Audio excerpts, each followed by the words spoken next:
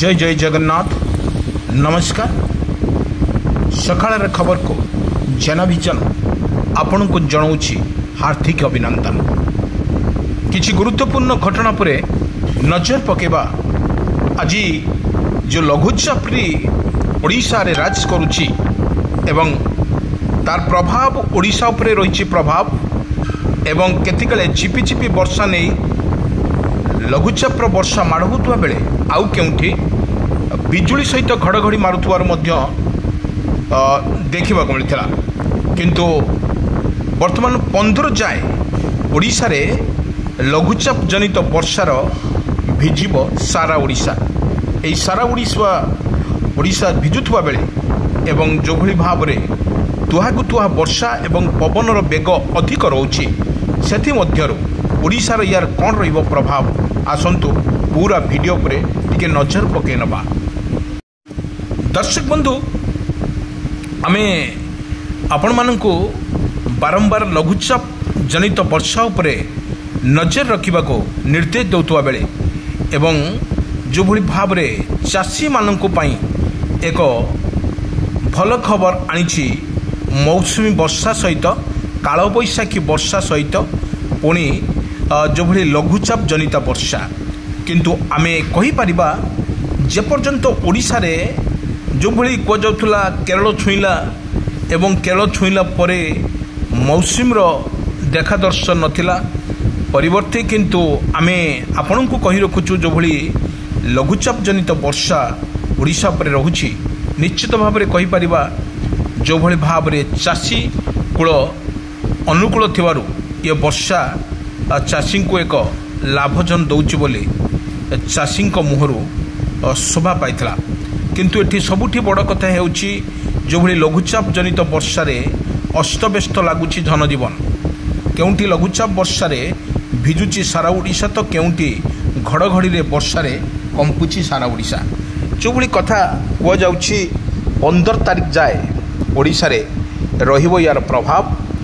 आमे आपन को कहि रखुछु जो भली भाव रे ओडिशा रे यार प्रभाव अधिक रोची जो जिला मानकर जो भली अधिक रोची आमे कहि परिबा घड़घड़ी एवं बिजुली सहित अनेक जिले में दृश्य मान आमे देखिथिलु एवं जो भली भाव रे देखंतु जो भली अंधारिया गुटगुट करी जो भली भाव रे बिजु मारुची एवं समस्त को चमके देउची। आमे आज देखिथिलु जो भली भाव रे भद्रक कथा जदि आमे कहिबा भद्रक रे मध्य लगातार भाव रे या प्रभाव अधिक रोची एवं आज आमे जो भली देखिथिलु भद्रकर प्रबल वर्षा सहित बिजु घड़घड़ी मारथिबा एवं संपूर्ण आकाश मेघाच्छन्न थिबा बेले सबुठी एभली जिला मानकर आमे देखिथिलु। आमे कहिबा कटक पुरी गंजाम गजपति एवं बालेश्वर भद्रक एई भली जिला मानकर अति प्रबल वर्षा मध्य संभावना रही आको वर्तमान स्पष्ट करिसंती। जो भली भाव रे पाणीपाग विशेषज्ञ मत माने जो भली अपडेट न्यूज होउछंती ता मध्य लोक मान को सचेतन करिया पई को जाउची कारण लघुचाप जनित वर्षा रे लाइटिंग अधिका रहउची। आज आमे देखिथिले प्रबल मात्रा लाइटिंग होउतला एवं ता सहित चल बिजुली घड़घड़ी एवं झिपि झिपि वर्षा मध्य आरंभ हो जाइथिला। किंतु एई परिप्रेक्षी रे आमे कहूछु आपण माननको आपण निजे सुरक्षित रहिबा सहित सुरक्षित रुहतु। किंतु चाषी मानक पई एक सुंदर खबर को सबुठी आमे देखा मिलूँ। आप देखिपे पवनर बेग सहित किपरि रोची लुचकाली खेलुची एवं यही लुचकाली भितर वर्षार ठीक भाव में जदि आम देखा वर्षा ठीक भाव में ओडिशा पर प्रभावित होउची एवं आपण को विजुअल माध्यम देखौछु एभली भाव में जो भली देखुची तुहाकु तुहा वर्षा ओडिशा रे लागि रही ता मध्य संपूर्ण भाव में कहवा ठीक। किंतु एटा 15 तारिख पर्यंत ओडिशा रे रहिबो जो भली भाव में लघुचाप जनित वर्षा रही पारिबो।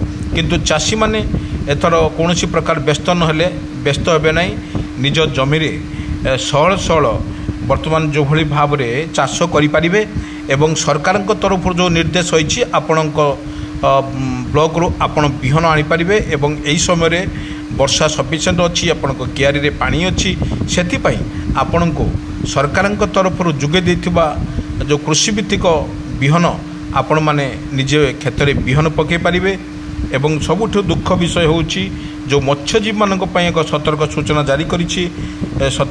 ଜାରି କରିଛି କାରଣ ସମୁଦ୍ର ଅଶାନ୍ତ ଥିବାରୁ ସେମାନଙ୍କୁ ସମୁଦ୍ର ନ ଯିବା ପାଇଁ ମଧ୍ୟ ବାରଣ କରାଯାଇଛି ଏବଂ ଧୀବର ଭାଇମାନଙ୍କ ପାଇଁ ଏକ ମାନେ ଦିଆଯାଇଛି ହାଇ ଆଲର୍ଟ ମଧ୍ୟ କରାଯାଇଛି। ଆପଣ ଅଯଥାରେ ସମୁଦ୍ରକୁ ଯାଆନ୍ତୁ ନାହିଁ, ଆପଣଙ୍କର ସମୁଦ୍ର ଅଶାନ୍ତ ଅଛି।